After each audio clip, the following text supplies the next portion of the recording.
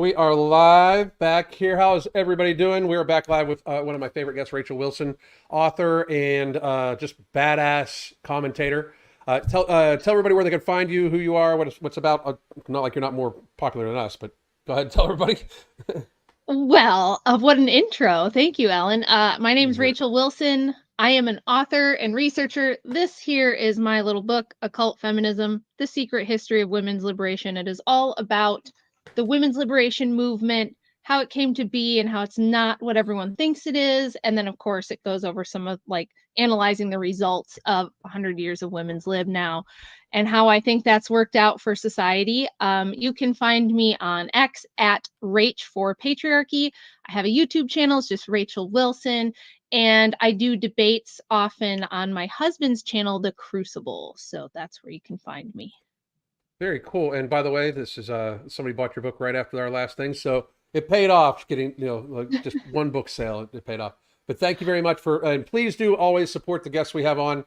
We appreciate it. That way, they like coming on. Lots of stuff has happened. I still need to pull up the clip of the one young lady. I think I sent it to you, so let me have a second, because that is where I wanted to start off with, and then of course we will talk about the Tim Pool. I'm flabbergasted at that shit. I got to be real. That's some amazing crap. But here we go. Give me 1 second. I'm gonna pull this up.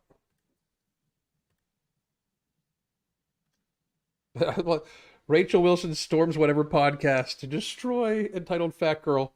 I love it so much. I watched this clip and then I literally messaged her like, please come back on the show. This is so up my alley. Should I tell the story of how this came to be first, or yes, after? That's perfect. That's actually perfect. Yes, please do. So my husband's a regular on the Whatever podcast. Sorry about that. Yeah, Andrew is my husband. He's a regular on Whatever. And if you've never seen the show, it's a panel full of women, and Brian is the host. Andrew is often on there as a guest as well. Not every single week, but most of the time he's on there now.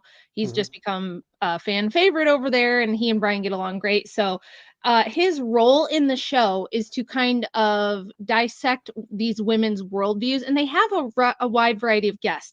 Yes, there are a decent number of OnlyFans girls, strippers, sex workers who do come on the show, but we went over the metrics and it's only 20%. So they also have older ladies. There was a couple ladies in their 50s on there last time. I've been on the show myself. I'm in my mid 40s. And they'll have everything from regular housewives to career women to sex workers on the show. It's a dating podcast, and they want to kind of figure out where the modern woman's mind is going and how it works and where their worldview comes from. That's what my husband's role specifically is, to kind of ask questions, poke into their worldview, and figure out why they believe and say the things they do.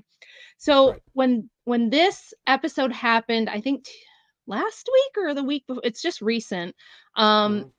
I was getting ready for bed because this is a long podcast. They start at 8 p.m. my time, but it goes to 3 in the morning a lot of times. So I'm usually in bed before it ends. I was all, face washed, teeth brushed, in my pajamas, snuggled into bed, all cozy, ready to go to sleep. I had been watching earlier in the evening, and there was this large lady who was really confident and entitled, and her main argument the whole show was men need to pay for women, right? They need to pay for the dates, they need to pay for the bills, they need to pay for everything. But she also felt very strongly that women should have their own career, have their own money, be independent, and basically do what they want. So I'd been watching and kind of laughing to myself, thinking, what a delusional lady. And she kind of got into it with my husband and was giving him a lot of attitude. And finally she said, I would love to talk to your wife. I want to talk to your wife and see what she thinks about, how you act and how you are and this and that. Well, she did not know that she was summoning the Kraken when she said this, and that my husband is actually the nice one, right? I'm probably arguably the mean one. So that's the context and background. I was dragged out of bed at 2 a.m. with a naked face because this woman demanded to talk to me. So And That's how this I happened. love that. That's one of the things. I think I even messaged you like that is absolutely something I would do. Like if somebody like, speaks my name. For a while I actually called myself the fitness industry Voldemort, because nobody would say shit, and that's what it kind of reminded me of. Like, you came out of nowhere. The look on this woman's face is amazing. So we'll have you walk through this. I loved this whole thing. This girl embarrassed the fuck out of herself, and it was glorious. Here we go. Oop, let's put some music In on. nonstop. When do you debate with anybody ever about any worldview? You can't even denounce the LGBT in your own faith. How could you ever talk to me about anything? I debate it professionally for a living against men and women. You go on. I will say this. I am not I am not afraid to debate too many people, especially about the shit I own. I would never fuck with him. So I just wouldn't, because he's succinct. Like, it's like a laser. TikTok after you got with a guy who had 1 million TikTok followers, so you could piggyback on that to fame. I would not bull me here, sweetheart. It ain't gonna work well. Wait, Andrew, check your text. We actually loved check each your other, text, man. But it's okay. I'd be curious to see his wife come on and Oh my goodness, that's right. Like, where does it come from? I think this is an interesting segue, because this has a lot to do with what I do for a living too, because I do a lot of phatic stuff and stuff like that. Where do you think that type of confidence comes from? Right? Like, and I know that people don't like to hear this at all, but reality exists, and like, that's not a prize of a woman, like, by any stretch of the imagination. Like, it's just not. Right. Well, I think it comes from propaganda that women are sold from the time we are very, very young. The feminist lobby has been extremely powerful since the 60s, arguably going back a lot further than that if you've read my book or any of my Substack articles, but certainly since the 60s. Women, from the time we're like little crawling babies, are just peppered with propaganda that we are perfect the way we are. We don't ever need to change anything, that criticism of women is the same as abuse of women, and that you deserve, like, we tell women, you deserve this, you deserve happiness, you deserve the world, you deserve, anything you want. And for you to be denied something or told no or criticized in any way is abusive, it's misogyny, it's mean, it's bad, right? So, and then the fat acceptance stuff has just made it so much worse. So these girls, now this lady, I guess, has already lost quite a bit of weight. So I want to say she was like 70 pounds bigger than she is in the clip at some recent point.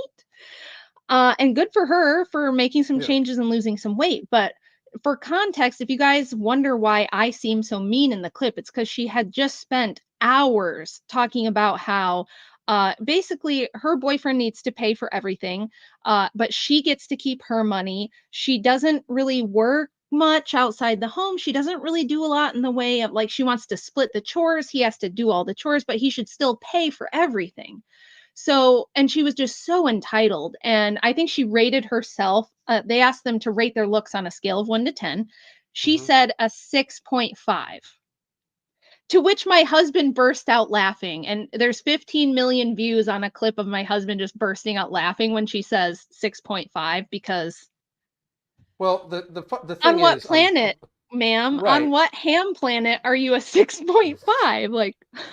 It's weird 5 because, is like, average. 5 is supposed to be average, lady. You think you're a 1.5 above average. They don't. It's like, people. Every time I watch the podcast, it's like they don't understand. Like, they all are above average, when that's just not realistic. If nobody, no. Just by how numbers work, not everybody can be above average. But also, like, I say this all the time. Like, don't date fat people.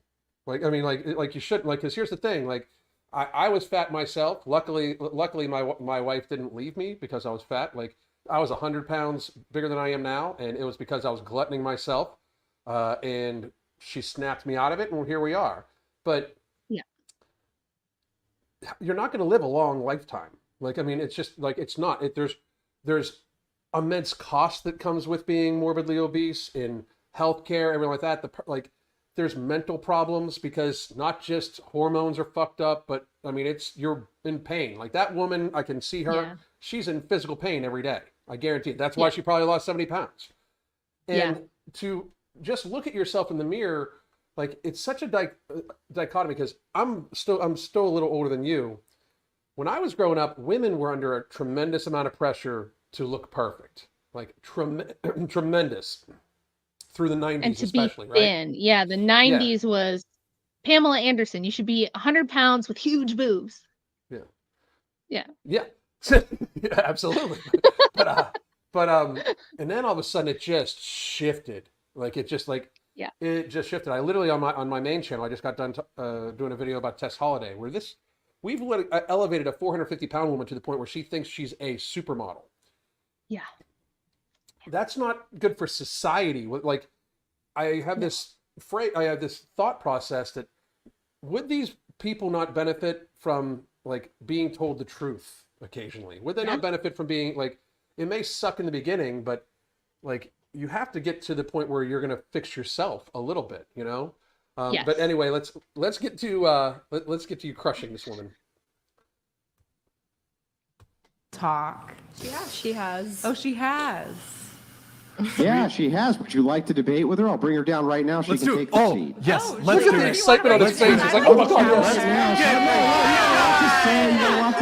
I'll go get her real quick. Go I'll get be her. right back. Rachel. Oh my God. Let's get Rachel Wilson. Okay, because if we're saying Gonna get that we're Rachel getting Wilson. misogynistic vibes, we can see what their Framework wife engineer donated $69. right? Women hold on. answer the bullet Hide that question for a wrong. sec.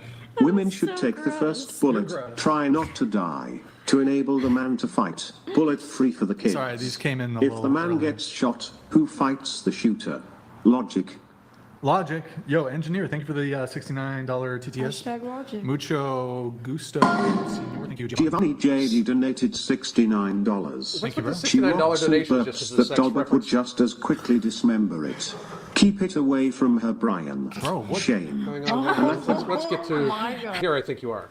Is that like when you can read Is Andrew aura? that's a good a booster seat. Here she is. Can we, oh, there's She Andrew with needs the that- cigarette. She needs that We need PPO pillow. we need Andrew. We need Rachel this to. way. Oh. Can we I get literally Rachel a got cigarette? dragged out of bed for this. This better be good. I hear my husband is a woman-hating misogynist, and I'm here to show proof of life. He unchained me from the stove just long enough to be here. So She's out of the dog. So, honest question, Rachel. How often does somebody reach out to you and be like, your husband's an asshole? All the time. It happens constantly. Yeah. And it's just because he won't do the simpy kind of games that most people do where they really tiptoe around women and they're terrified of being called hateful and misogynistic and all that sort of thing. So it happens all the time, and people make bizarre assumptions about me, ranging from she must be self-hating, Stockholm syndrome, she wants to be abused, to she must be dumb and useless and has to have this guy in order to survive, to she's the secret mastermind behind Andrew's whole career, and she, he gets all of this from her. And then so there's just all kinds of crazy opinions that people will leap to about me and what I must be like and what I must believe and things like that. So it happens a lot. Yeah, my wife dealt with that for a while, like right before the pandemic, more than now. But before the pandemic, they made a documentary about the fat acceptance community coming after my wife and I. Like it's called The Dark Side of Fat Acceptance. Anybody can watch it on Tubi. But I'm gonna have to watch that. I didn't know that. Yeah. I was canceled before being canceled was cool. Just so everybody knows, like I was a trendsetter. They came after me like to the point where once they realized they couldn't get to us because we owned our own businesses, right? They would go, anybody that clicked like on one of mine or my wife's posts online, they would like look up everything about that person, contact their work. And that's right when they started. If you said anything against fat people, you were also racist. Like, so they just automatically accused me of being racist. I'm like, what the fuck is wrong with you people? Like, I'm the worst racist ever. My business partners are a Jew, an Iranian, and a fucking black guy. Like I'm the worst racist ever, right?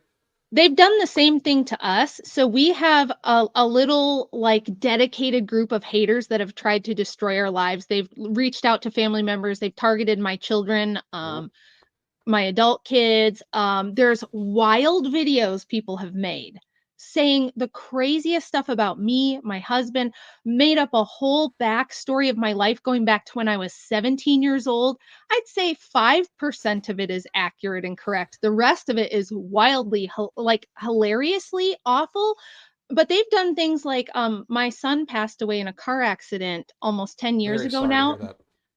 Thanks. And they found old news articles about it and accused me of like being responsible for the accident, which is Ooh, not. shit. It's Ooh. like serious things. People have made accounts with my deceased son's picture on them to troll me, to troll my husband. So yeah, these crazy people see you on the screen. They don't think you're a real human being. And just Right. because of things you say that triggers issues that they have, there's a lot of crazy people out there, and they will try to, they'll dedicate their life to destroying you. It's really nutty. But I mean, you can't let them stop you because that's what they want, you know. That's exactly what they want. That's why you never pause. That's what I always said. It's like, say what you want, but if you can come after me all you want, but the one thing you can't say is what I'm saying is false. You know what I mean? Like that's the thing. That's like, why they do that, right? That's why they do that, Yeah. because they can't argue with what you say, and they can't really argue with what I'm saying here either, because we're just saying what's objectively true.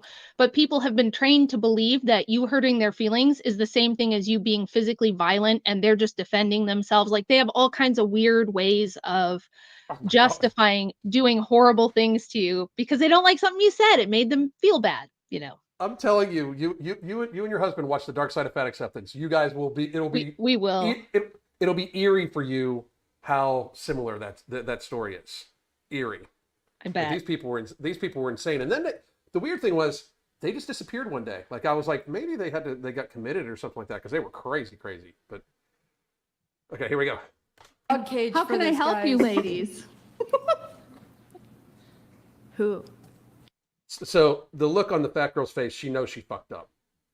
You know what I mean? Like you can tell already. She knows she fucked up. Yeah. So have you watched your husband talk to women on the podcast? Yeah, I listen to every single podcast he does. I've also been on the podcast and I debate women all the time myself. Okay. In fact, I was listening to you earlier describe how you think that men should. And that was the total of her ammunition. Yeah. She thought I was going to come downstairs and be like, well, I never. If I had any idea my husband was upsetting these land whales, I would have put a stop to it. And I was just like, yeah, I know all about it. I do the same thing. What now? And she was just like, oh. and now we're done. Should pay for dates with women who want to be equal, don't want to give them children, and also want to have their own careers. And that absolutely blew my mind. You don't think that men should pay on the first date? Oh, I think they should pay on the first date for women who are going to be wives, not for women like you. I wouldn't be a wife? God damn. Not if you're going to refuse to give a man children, have to have your own career working outside the home. It's not refusing to give a man children. No, you're a roommate. Why would a man pay for you if you're just a roommate? Do you want to be equal or no? Well, I have a conversation with my partner and we've discussed having children. I'm not taking away from them having children. We've decided together that having children is probably not the best idea. If you're equal partners, why should he pay for your stuff? Because a man at the beginning of the relationship should want to prove that they are invested in the relationship. So what are you proving? Like, well, I'm there. If I was a man, I'd be like, hell to the no, to the no. Like, no. if it's not equal, what do you? I'd be like, no, thank you, ma'am. You. The issue is like somewhere along the line is like a whole bunch of people have lied to this woman, right? Like they say that beggars can't be choosy. Well, she shouldn't be that fucking choosy. You know? No, like, imagine her being like, he needs to prove to me that he's willing to invest in me. If he wants my time and attention, he needs to prove that he's willing to put in the money. It's just like, girl, It's very And strange because, like, go ahead. I'm so sorry. I was just going to say, it's not even just like her looks, it's the attitude. For me, it's always the attitude. And the looks are like a reflection of the attitude. Her attitude is, I don't have any obligations. I don't have any duties. I don't need to be healthy. I don't need to stay in shape. I don't need to offer anything. I don't need to enhance this person's life in any way. This is for me. I am the prize. And if you want the prize, you have to prove your worthiness and you have to be willing to invest. But her, no, she just thinks that she was like born on a little silver pedestal with a cushion on it, and that the men of society should just carry her around, her precious little her precious large hiney, around on this little pedestal, and everything's for her, you know? So it's like the entitlement was off the charts with this woman. Well, I'm also wondering where they're getting where do they think they're going to meet these men? Because first of all, the quality of men her age, it's not like, there's not a lot of them that are like go-getters as much as there used to be. Right. Like men used to have to compete for women, like top tier women. And I say top tier like sorry, that's just the ADHD grabbing words, but like a good-looking woman who is intelligent, everything like that. If they have a good personality, they're intelligent, they're pretty, they care about themselves. Like men would compete basically for that. There's a lot of wars have been fought over women, like a lot of wars. Now we fight over oil, but way back in the day we fought over women. And like she's going to be very low on the fucking on the pecking order, like very, very, very low. And so all the dudes that she's talking about that will be able to afford her, because she's going to be expensive because she eats a lot. Like the men that can afford her she's probably going to not want half of them, because I do not know where this comes from, but it seems like every woman in the fat acceptance community thinks they need a guy that's 6'2", 210 pounds, lean, and a millionaire. Like, like they do. Like a super small percentage of men, like teeny tiny fucking fraction of men, Yes. And the reality check you give this woman is fabulous. It should happen more often, but we'll kick it through here. You can pay for your own supersized McValue meal, and I will go find a woman who you're savage. actually I wants to be a love that wife shit. if God I'm damn. going to pay for shit. You Like, said makes no sense. You said your equal 50% is just being there. So does that mean he's doing 70% because he's paying? This other in gal there was too? trying to You're help both me out a there. little bit, I think. Yeah. No, but I think So it's how is that not- showing the investment. Women show. Well, that's cool though, because and that's something I've seen on the show multiple times. Like I am a fan of that show, because I found the show because I like Q. Q pilled. I love his take on shit. Yeah. And he's been on the show before too. I love his take on shit. And I started watching when he was on, and I'm like, this is a really interesting scientific experiment. Like, I don't know if I'd be good on the show, because like, first of all, it does go for hours and hours and hours, and I have fucking flaming ADHD and I'm old, so 3 o'clock in the morning, I don't think I've seen 3 o'clock in the morning except for when I've gotten up to go work out, but like it's this very weird thing where it's like, the work they're doing, I think, is very important, because I see a lot of the times where women will, like, you can see the dawning effect on the show, like, hey, no, and they'll jump in on Andrew's side or on Q's side and stuff like that. I found it be pretty interesting. And then like the one girl she's on almost every show. She ranked herself like a 7 the one time, like and she ranked herself a 7, and this. Like that was when like the 500-pound woman was on, and she ranked herself an 8. I'm like, it's such a good dichotomy, because here's this woman. I bet you that more dudes got even more interested in that young girl that rates herself a 7, just from her doing that in the face of everything, because she could sit there. Well, these two big women just rated themselves an 8 and a 10, but I still think I'm a 7. That shows like self-awareness that you could possibly improve upon yourself and shit like that. And to men, that's more attractive, I think, than the uber confidence that like the fat acceptance community, feminist community talks about. Like, it's like this: be confident no matter what, be a confidence queen. Like, there's a difference between being confident in yourself and just openly lying to yourself, Yeah, they're faking it. It's a fake it till you make it thing. They really think that if they come with all this like it's not really confidence. It's more like hubris and entitlement and like audacity, really. And they'll just wear it like it's confidence. And they're like, yeah, I'm a 10. Because I feel like a 10. Like, this is the thing that every single show is like this, where we're like, no, rate your looks, not how you feel about your looks, not your perception of how you like, because they'll say stuff like, well, I feel more confident now than I did when I was 22. And it's like, that has nothing to do with what you look like. So my husband has explained it this way. He'll say, we just take a random 100 men, just a random 100 people even, and we ask them to just look at a photo of you. They can't see your personality. They can't see your confidence. They can't see your journey. They can't see what you've been through. They just are looking at your looks, and each of them gives a number, and we average them all together. What would you guess that number would be? And it's like they can't process that. They cannot comprehend answering that question because they've bought into all this propaganda and bullshit, which tells them, oh, it's not about your looks. And I'm not saying everything in life is looks, but as far as being aware of what you look like, your sexual marketplace value just based on looks, because looks do matter. They do. Okay. And we know this because this big girl, she's got standards. She's not going to date a guy who's 5'2". She's not. Even though she's very overweight and everything, she's going to say, oh, he has to make a certain amount of money. He can't be too short. He can't be bald. Like, she's going to have standards. She thinks that's fine. But when men have standards, this is like offensive. It's misogynistic. It's bad. And so they think my rating should include things like how I perceive myself and what I've been through in my life and my journey of accepting myself. And they'll weave all this magical bullshit thinking into it, so that they don't have to go, you know what? Probably if 100 random people just looked at a picture of me, they might say a 2 or a 3. Like, they can't face that for some reason. And the worst part I find about that, like, if they can't face it, then they're not going to try to work on it. Right. That's the whole problem.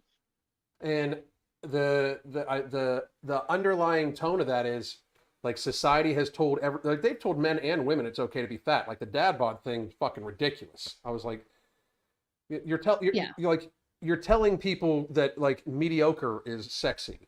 Because like, that's what a dad bod is. I'm sorry, but a dad bod is mediocre.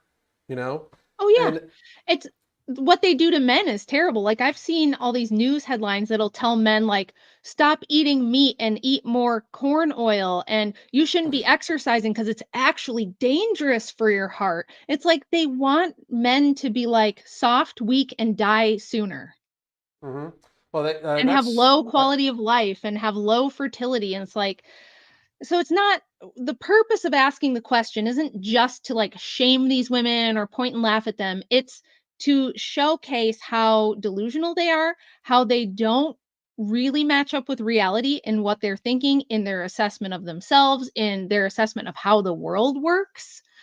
And just to kind of show you the level of delusion that a lot of women live with, and then to explore why that is, how we got there, and how to untangle that, and how it affects everyone in society. It affects everything. It affects everything from, like, divorce rates to, the economy. It's just, it kind of reaches its tentacles into everything. So it's a bigger question than just like, oh, we want to point and laugh at this girl. It's really not about that. It's really about, like, she does not live in the same reality that a lot of the rest of us live in. No, and let's get into why. Yeah, I find it to be, like, because I think you have it right. A lot of people watch that podcast and they're like, it's just making fun of these people. But I think it's more along the lines of, it's like kind of, delving into the interaction between men and women in our society, because that's not really seen anymore. Like, because so much happens online, so much happens via text and everything like that. You sit people down in front of each other and, like, and have them express their real thoughts, and you come up with some crazy shit.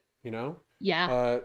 Crazy. We'll do this for a couple more minutes, and then I wanted to talk about the Tim Pool thing, because that's some insane shit too. So hang on. Yeah. Show investment with time, because if you do want to have children, there's limited time. But I think that women, they value different things. Like, they value when a man provides for them, especially on a first date, a first meeting.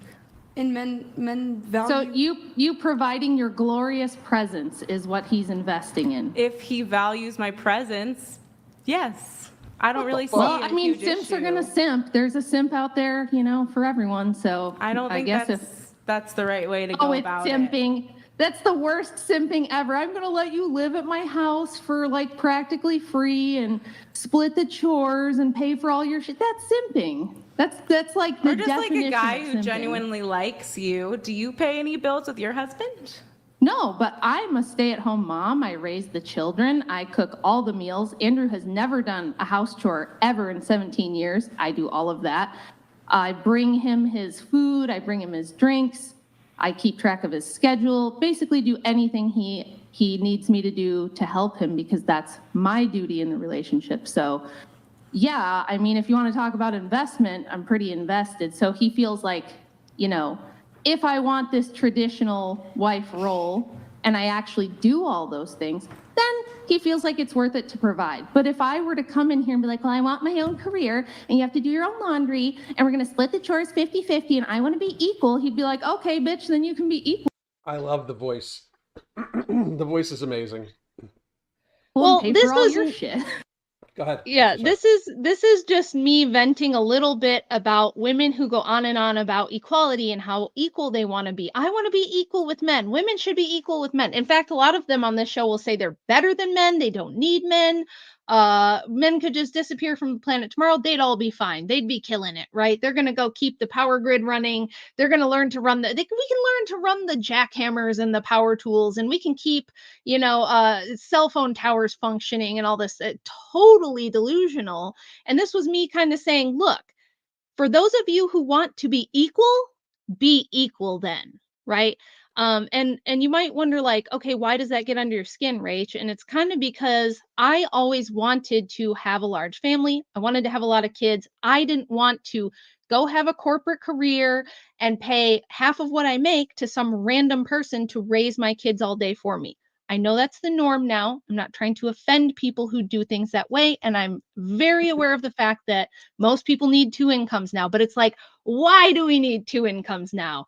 The reason we need two incomes now is because we pushed women into the workforce in mass in the 1970s and created a two-income economy. And so these women who are out there going, I want to be equal, I want to be equal, I want to work, and I want to have my own money, but I still also want the man to pay for everything for me. And what the men get stuck doing is anything difficult, dangerous, or dirty. Women are equal. Women are equal until the bills got to be paid, or until like a dead animal needs to be disposed of, or until there's a hurricane or a fire, or anything they don't want to deal with or can't do. Then that's men's responsibility. But the rest of the time, they want to be equal, and it's like, well, you can't have your cake and eat it too. That's not how this works. So part of it was just me trying to break down this delusion that we're equal, yet also the men are supposed to do everything and pay for everything. Well, I think this boils down to the whole concept of toxic masculinity again, too, right? Yeah.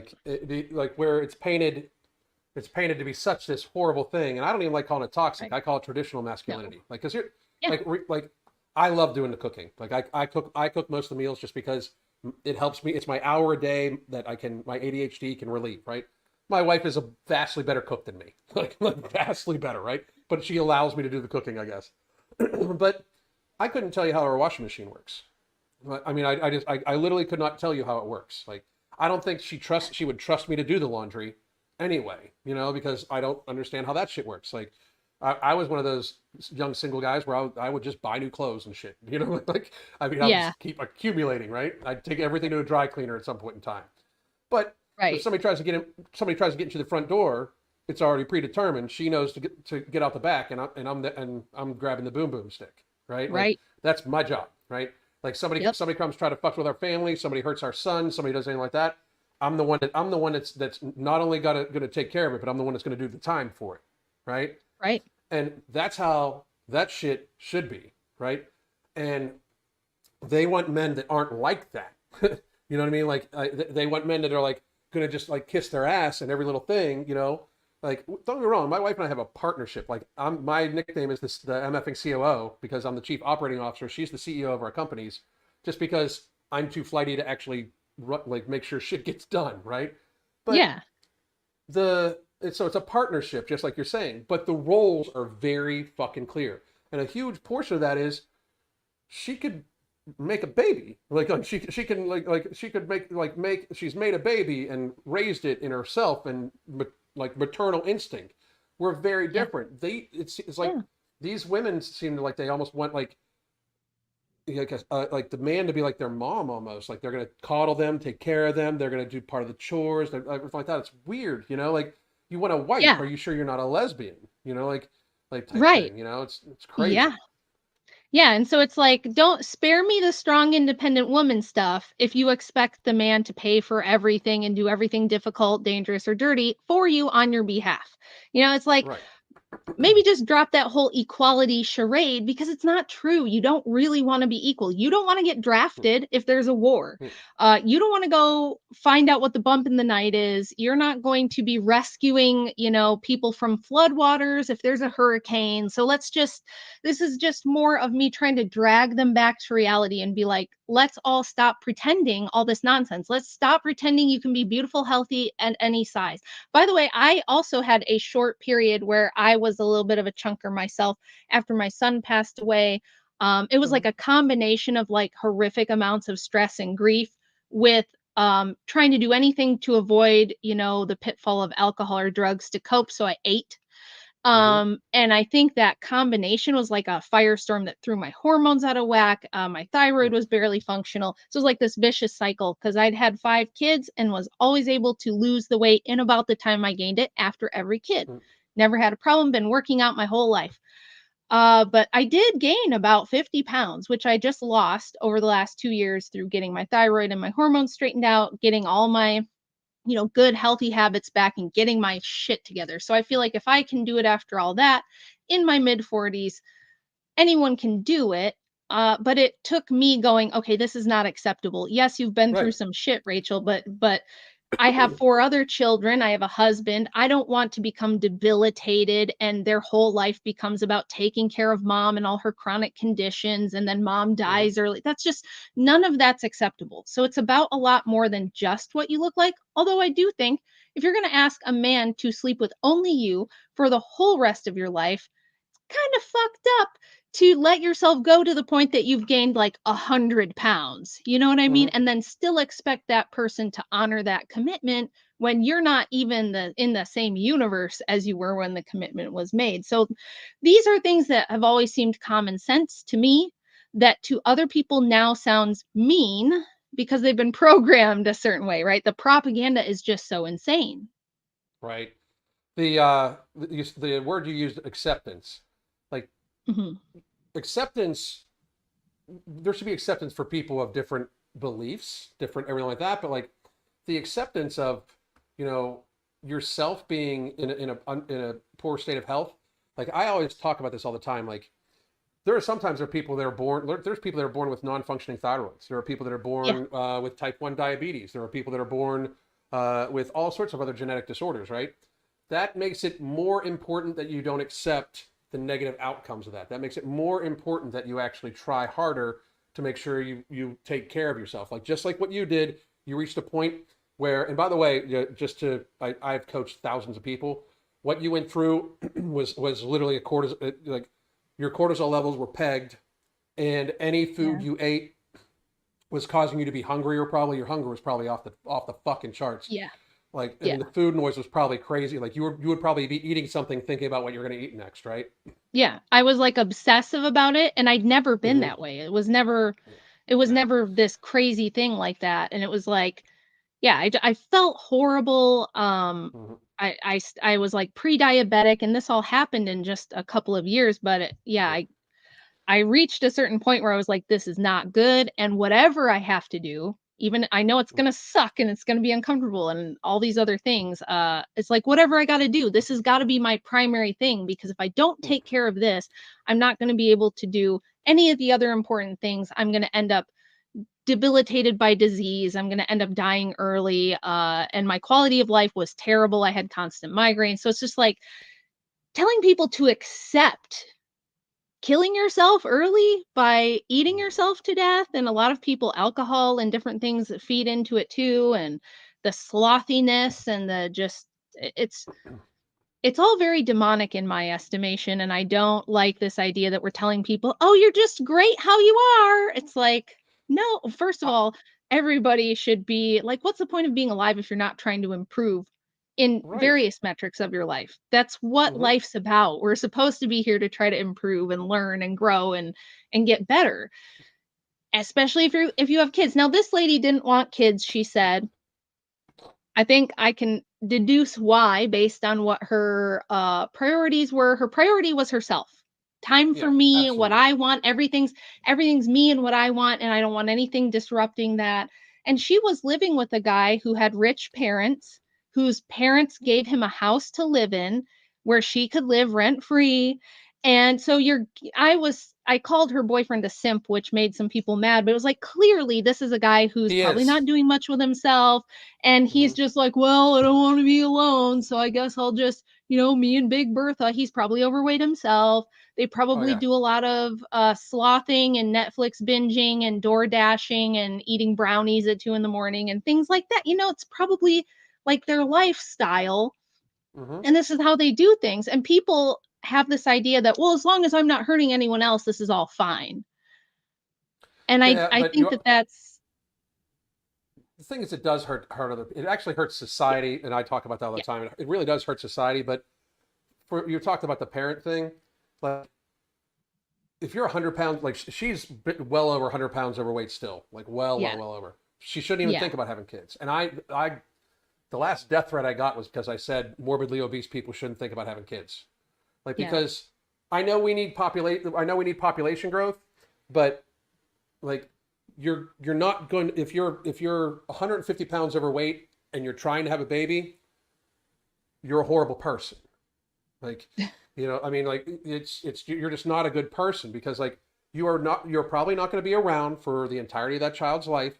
They're going to learn horrible habits from you, and you're probably right. dooming the child to repeat the same issues that caused you to be in trouble. And the last time I said, like, there was the death threats, but then it was also, what if somebody hears that and they commit suicide because of what you said? Like, this is also something that people don't like me saying, but if me saying something that's completely true about you causes you to do something, that's natural selection.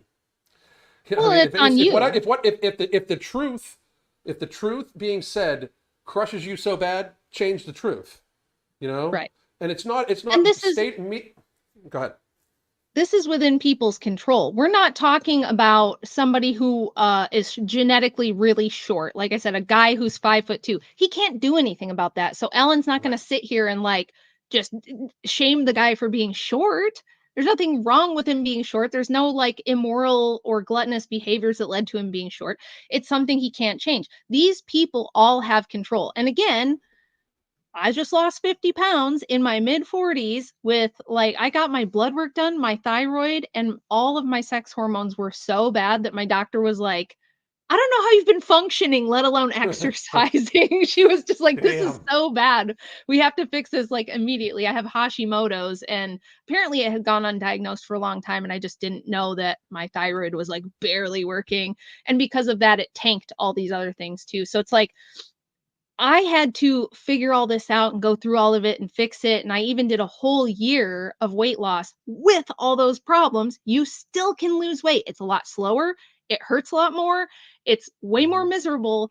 But these people, even if you have health conditions, you can lose weight and your health conditions will improve and all this other stuff. So it's like, we're not just saying something nasty for the sake of being nasty. We're trying to get through to people and be like, look, you need to acknowledge reality before you can do anything to improve your reality. And we're at a point where how many people are obese or overweight? Like the majority of people now. Oh And yeah. so there's a Well. healthcare system crisis and there's childhood Mhm. obesity. There's little kids being raised in these environments and learning these behaviors. And it affects the kids' genetics and their gut microbiome and everything else being born from morbidly obese parents, like you said. So It it's does the just a epigenetic. really bad idea to tell people to accept this stuff. Absolutely. And epigenetics, what you just talked about, like when a baby is born, there's certain genes that are turned on and turned off. It's called epigenetics, right? And Yeah. being morbidly obese when you have a baby, that really fucks the baby up more than people think. And Yeah. I think that people like me, you, Andrew, other people like that, like people that are just going, I'm going to say the truth no matter what. I'm very blunt. I'm not going to pull punches. I'm not trying to spare your feelings. I think personally, I got political correctness when it started, right? Yeah. I understood like, all right, we can be a little bit more civil towards each other. I get it, right? But once I saw the direction it was headed in, I was like, fuck that shit. You know, like, I mean, I'm done, because it doesn't actually help society. Like, people react so viscerally to hearing the truth about themselves when the truth is so fucking incredibly obvious, you know, like, I mean, it's so crazy. Like, you know, hey, like, you're obviously not taking care of yourself. I call it, you're self-harming with food every day. And they freak out, like, but you're 400 pounds. Like, the only reason a woman should have a 2 in front of the number is if she's very tall, like very, extremely tall. Yeah. 6'8", 6'9", tall. Like, and even then, I have like, I have a friend who's 6 feet tall, and she's a female, and she's in pretty good shape. And I think she's like 155. Right. Yeah, exactly. At 6 feet tall. So. Right. You know, and it's gotten to the point where the truth is being almost outlawed, where we can't actually say true things, you know, like, there's in New York, like, if you call somebody fat, they give you a ticket, you know, like you can, like, you can't fat shame, which, first of all, I will argue that fat shaming is the dumbest term ever. If I call you fat and you're ashamed of it, it means you are already ashamed of it. I just reminded you, right? I'm not shaming you. I am just reminding you. Like, people call me bald all the time. I'm like, you can't shame me for being bald. My wife loves me being bald. She, like, every fucking action movie star she likes is fucking bald. She likes Jason Statham, fucking all of them. You know, like, I'll even if I grew a full head of hair, which I don't, I would shave that shit off because that's what she likes. You know, like, and I'm doing my job by trying to be attractive to her. You know. Yeah. And we just people like us are important. Like, without people like us being like kind of like the stopgap, society would get even worse very quickly, like very, very quickly, because these people are weak. They're in a weakened state emotionally. When you're obese, it's hard to be, your hormones are out of whack, as you saw. It's hard to be emotionally regulated when you're like that. And they just keep going and going. It's kind of crazy. And every time that a big woman shows up on the Whatever podcast, I always wonder how you guys get them on there. Like that, like, because they want, you know, sadly, a lot of them have OnlyFans, and they have these people that have very perverted fetishes, and they're there to promote that. They're there to promote their OnlyFans and find more of these people with the weird, like, feeder fetishes or obesity fetishes. And so it just adds another layer of, like, degeneracy and creepiness to the whole thing. And like that, there was that one girl that she's probably the biggest one that's ever been on there, and she was wearing this red outfit, and she was talking about how she's had people pay her to, like, eat stuff on camera and things like this. Like, the porn brain thing is real, and I think certain people, they need weirder and weirder and weirder crap to get the same effect, and so they get into these weird niche things. So it's just it's a whole, like, underworld of bad stuff. There's nothing healthy or good going on here, no matter how much people want to say it's positive, you know, body positivity. There's nothing positive about telling young girls that being this huge is good and fine and beautiful. They don't know. Oh, this is my big thing, is like, these younger girls, they don't know you could permanently affect your fertility being that big, especially if you start off in life being that big early and you don't change it. You may not be able to have kids, even if you decided you want to change and things like this. So it's very, very destructive on a lot of levels. And the whole point, I know there's people that think it's mean, but the whole point of this show and the stuff that we're doing is to try to untangle the programming and the propaganda that people have been fed that allows them to live in la la land, in a world of total delusion, and to get them to think about why they think things. You'd be shocked how many people don't know why they believe what they believe. They don't know why they think the things they think. They don't realize that it's been fed to them through media, through culture, through public school system, various different sources, maybe parents, things like that.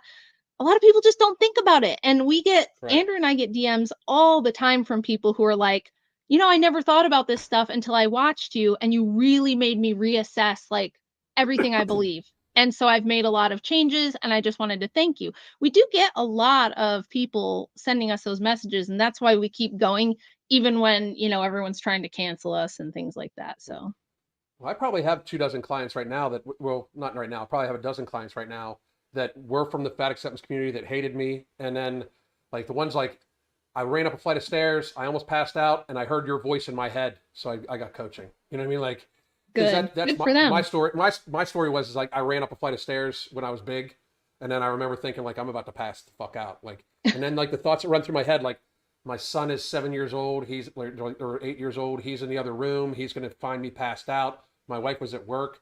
You know what I mean? Like, what does this do to him? Like, I mean, and I was just like fucking mortified with myself. And just real quick before we start talking about the Tim Pool thing, to any of you out there that like are like you think it's cool to eat on film and stuff like that, and because guys like you to watch you eating on film, they're watching a slow motion snuff film. Like just so to put it in reality, it's very dark and perverted. Like, I mean, it really, really is, because it is not about you eating that they find sexy. It's about you hurting yourself that they find sexy. Yep. Yes. Don't get involved with those men ever, ever, ever. They are sick, perverted pieces of shit that I would, I would suggest you never, ever, ever deal with, because they are watching you and getting gratification from you hurting yourself, and they know it. Like they're getting you to hurt yourself. It's crazy talk, Yep. So that's exactly right. Moving on to this crazy shit. Let me find the link for where it's at here. Damn it. Mark normally takes care of this shit. For high social status is... Oops. That's okay. Just trying to... There it is. I got it. So if you search right now, Tim Pool, Russia. Yeah. So Tim Pool, for those of you, I mean, I'm sure all of you, everybody watching is probably very familiar with who he is. And if you're not, what the fuck are you doing? Because he is a hustler. But he announced yesterday that he's going to sue Kamala Harris in her campaign, because they literally took words of his out of context on purpose, and then made said a bunch of lies that they claimed he said a bunch of things he didn't say, which could be dangerous, like physically dangerous for Tim, like very right, very bad.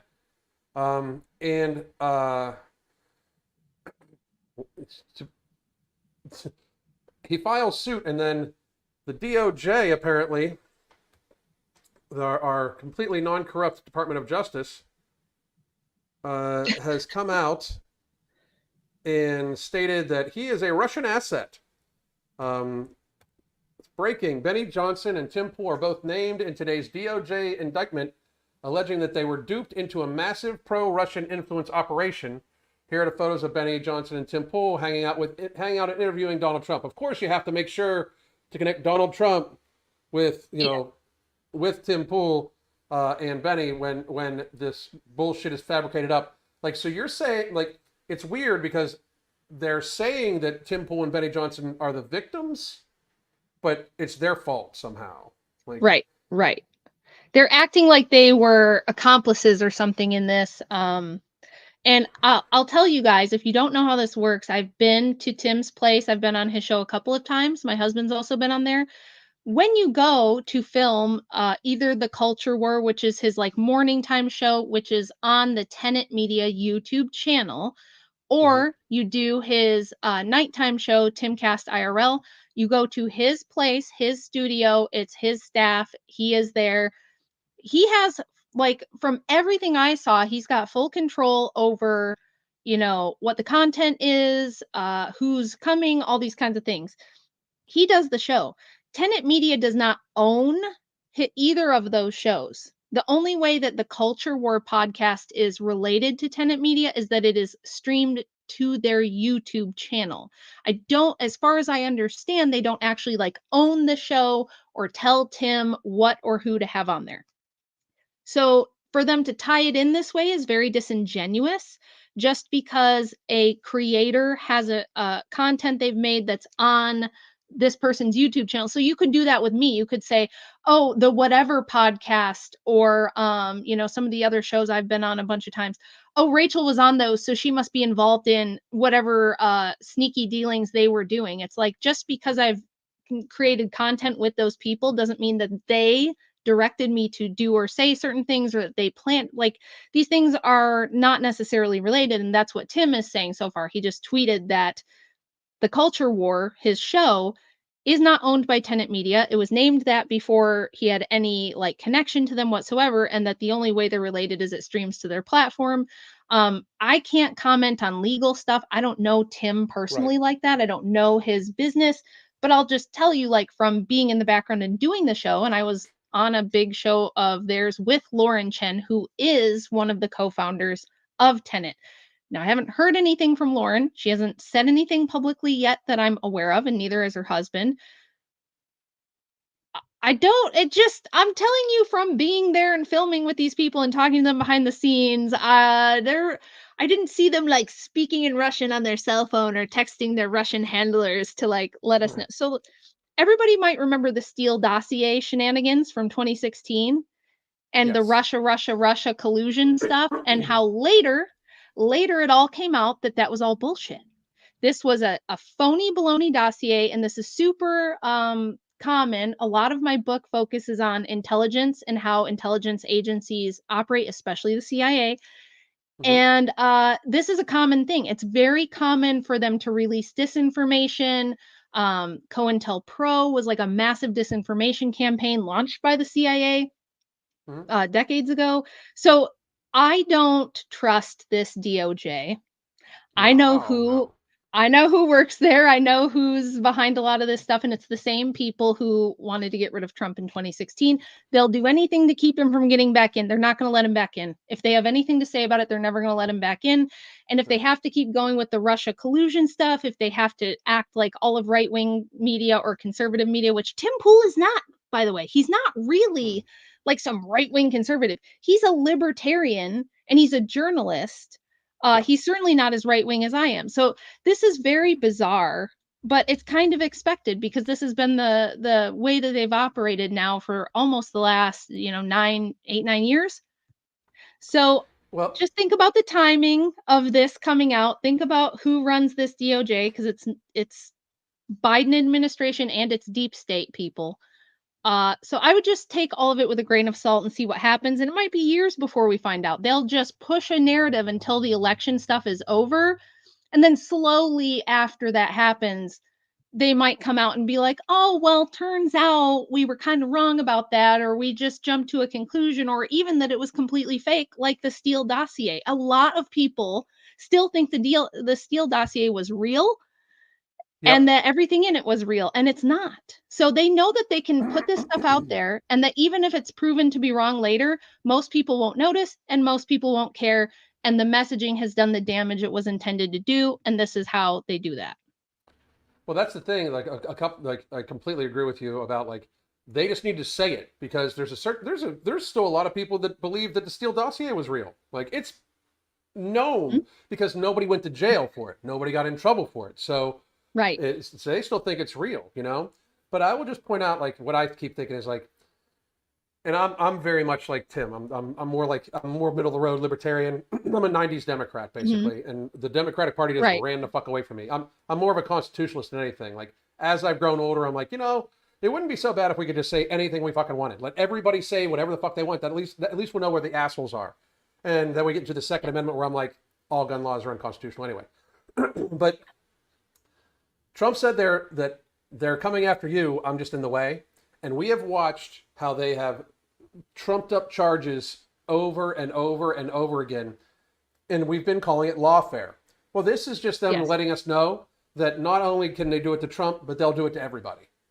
I mean, to me, that's what this is. This is them saying, you guys aren't safe either. You better shut your fucking mouth or you're going to jail. It's not...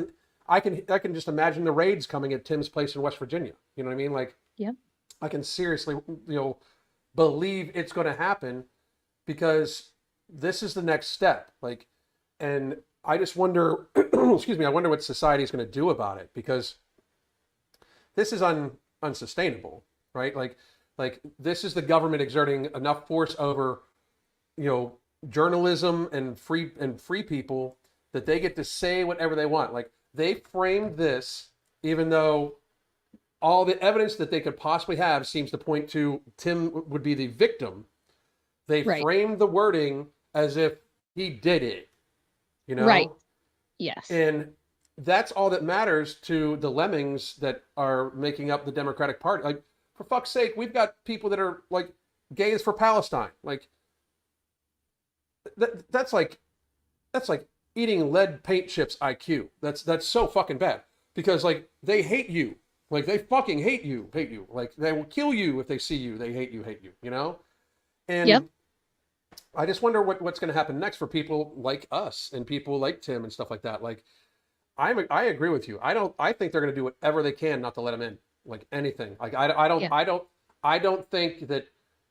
I first of all, like, can tell you I don't believe a poll that's happening right now. Like, they're like. Do you guys remember the polling from 2016? Do you remember all the polling from 2016 saying Hillary was like way ahead and she was going to crush Trump? And as far as where this is going, it's not looking very good, because if you look at the UK right now, there are people being arrested for Facebook posts in the UK right now. If you say something like, hey, you're our government, aren't you supposed to protect our borders? Aren't you supposed to protect British citizens? If you just say things like that, they show up to your house and arrest you now. And it seems to be that, like, what they do is test these things in certain areas. So like during the 2020 shenanigans, we're on YouTube, so I don't want to get you in trouble, but during 2020, when they were locking things down, they tested in Australia and they tested here. And when everybody complied in Australia first and then here, they pushed it through the rest of the world. And they did the same thing with certain other medical interventions. So what they'll do is they'll usually kind of like test in an area where they feel like they can get a feel for what people are going to tolerate and put up with. And when it doesn't cause like an all out, like a total revolution or something, if they feel like it's containable, then they go ahead and push it everywhere else. And like, I don't know if you guys are aware of things like Cyber Polygon is this government initiative to prepare for cyber attacks. And oftentimes what happens is the government will put these documents out saying, oh, we expect this could happen. And really what it is more like an inside baseball thing where they know they're planning to do something. And so they do exercises to test if they can do that and if people will put up with it and things like that. Happened before other major events in the past. And they're going to test this one. They're going to test for Cyber Polygon on September 11th. Oh, not a suspicious date, not a suspicious date at all. But so this is the kind of stuff that goes on. And I think people don't realize that. Yeah, we have kind of right now what we have is more of an illusion of democracy. And then there's this underground combination of intelligence agencies, private corporations like BlackRock, things of this nature. Those are the people who are really powerful. Those are the people who can really run things. And people think, oh, we just go to the polls and vote, and then whoever we vote for runs things. And that's really not how it works. I wish it was how it worked. Me too. That's not how it works anymore. And so I think what we're seeing with this stuff is another, because they've done this before. There was a huge deplatforming of the right during Trump's first run and his first administration. And a lot of us kind of predicted this was going to happen again. And I think after the assassination attempt, they were like, okay, we got to ramp this up because that was good PR for Trump. So they immediately got Biden to step out of the race. They're going to push the Kamala thing. The Kamala thing is losing steam already. There's already like a bit of a lack of enthusiasm starting to happen, and things are starting to turn in a direction that they don't want to tolerate. So it's going to be this kind of stuff. And I think there's going to be major disruptions that are going to make us do a lot of mail-in ballots and things like that. That's just what I would guess based on past patterns of how they like to manipulate and control public opinion and get things to swing in their direction. So we'll see what happens with this, but the fact that this DOJ is the one coming out and saying this, we'll have to see what happens. But certainly for them to just tie every right-wing creator who's ever had content on Tenet Media as some kind of like Russian operative is ridiculous. Like, Yeah, it's insane. that's just such a crazy leap. It would be like if the CEOs of YouTube got caught taking Russian money, and now everyone with a YouTube channel who's done political content is now lumped in as a Russian collusion person. It's not how things work, especially in No, media. it's not. In media, there's always these big companies, and like you might be affiliated in whatever way, but that doesn't mean that they tell you what your content is or direct you Right. in what you do with your content at all. It depends on the contract. So hopefully this all comes out. Tim's a very smart guy, and I think he's kind Very. of prepared for this type of thing to go on. I think he's been around and in the business long enough that he knows kind of that these things can happen. So I think he's going to be tougher to rope into this nonsense than they think. And they might have, maybe they pissed off the wrong people this time. We'll see. We'll see what happens. I would hope so. The couple of things you brought up, like the framing of how they want to word stuff. My wife reminds me of this all the time, and you guys would get along splendidly, by the way. My wife reminds me all the time that the term conspiracy theorist was created by the CIA to discredit anybody who questioned the JFK assassination, which turns out, as a newsflash, they were right. So one more time, conspiracy theorists are right. Imagine that, like crazy, crazy talk. And we should have learned then, like that should have been a telltale sign. Like the government should never decide what the truth is. That's not their job. Their job should be to present the information. Of course, like when you look at it, the CIA is not really part of our government. You know what I mean? Like, and I don't think people understand that. CIA is more like kind of BlackRock and Vanguard's government, the assassins. Yeah. That's literally what they are. Actually, as I look for, a very accurate way to put it. Yeah. Well, I mean, it's when you look at history, that's what they are. They've. Yeah. I mean, it's so amazing to me how people are so stupid. They do no research. Like, it's like nobody realizes that we've just given like $200 billion to a president in a country that was an actor comedian before the CIA installed him. Like, like everybody realizes Zelensky's not some war hero. Like there's a video of him dancing in high heels and playing the piano with his dick. I mean, I'm not joking. Like, I mean, that's literally it. Like, this is real life. My buddy's a musician, and he has a song called "We're Living in a Movie," and it's so fucking true. Like this is some crazy shit. Yeah, I mean, and it's not the first time they've done that sort of thing. So yeah, if you do any reading, I don't have it. No, wait, I do. I have this is like it's a thick one, but this book, Ghost Wars, is quite good. It's the secret history of the CIA, Afghanistan, and Bin Laden. I'm always talking about Operation Cyclone and some of these other things they're right there. You can go to CIA.gov and read the papers from them yourself if you want to know what the history of their shenanigans are.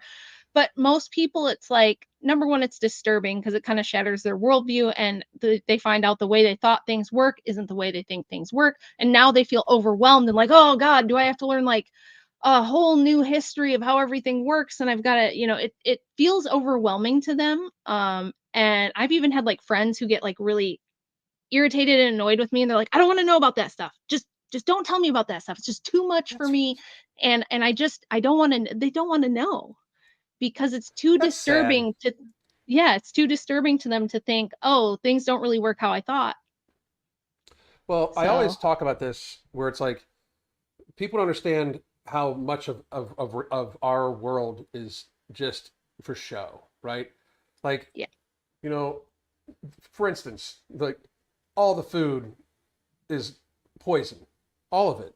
Like almost all of it is poison in America. They know it.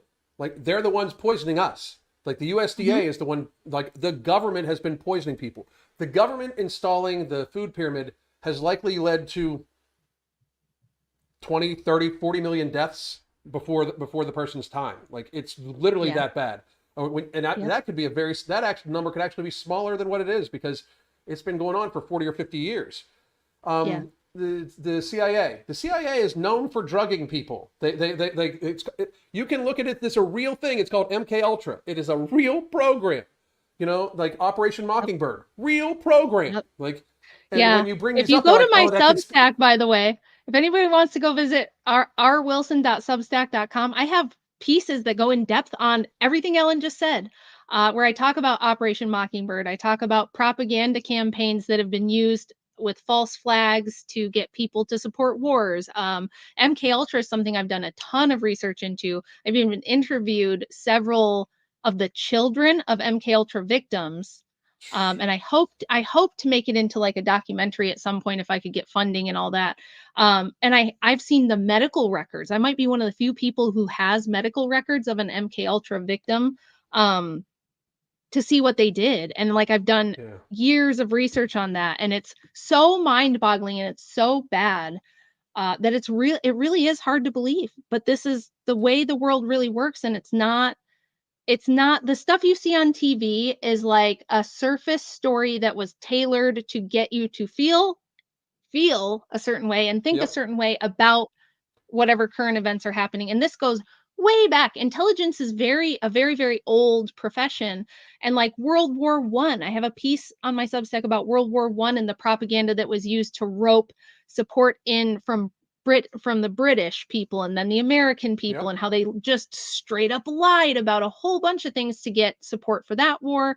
I was a kid during Desert Storm, and we had something called the Naira testimony, where a Kuwaiti girl gave a sob story before Congress about how Saddam Hussein's evil army came in and took the babies out of the incubators and left them on the floor to die, all this crazy stuff. And it came out not even before the war was done that this girl was the daughter of a UN employee who they hired to give this sob story that was all fabricated. It was totally phony. And it all came out in the news, and nobody got in trouble and nobody cared. And we got, wrapped into more conflicts in the Middle East because this story made they put it all on primetime TV news, and all the Americans saw it and thought, this is terrible. We have to stop these people. Same thing with, the invasion in Afghanistan and then Iraq. I was an adult during that one. And remember, we got to fight them over there so we don't have to fight them over here. Now look at what's going on in the UK. I thought we had to fight them over there so we didn't have to fight them over here, but they imported millions of Muslims because all of those people got displaced during these wars in the last 20 years, and they moved them all into Europe in a huge waves. So that was all a lie too. So this is just, you always have to be aware that a lot of what you're hearing on the news and in the media, if it's legacy media, mainstream media, it's tailored to get you to feel a certain way and think a certain way about whatever the news item is. So just always keep that in mind and be a little bit skeptical. That would be my advice. That is outstanding advice. Like, research everything. And I just shared your Substack in our thing. I'm gonna go read some stuff here in a minute, because like all the stuff we just talked about, my wife's very interested in too. I love it.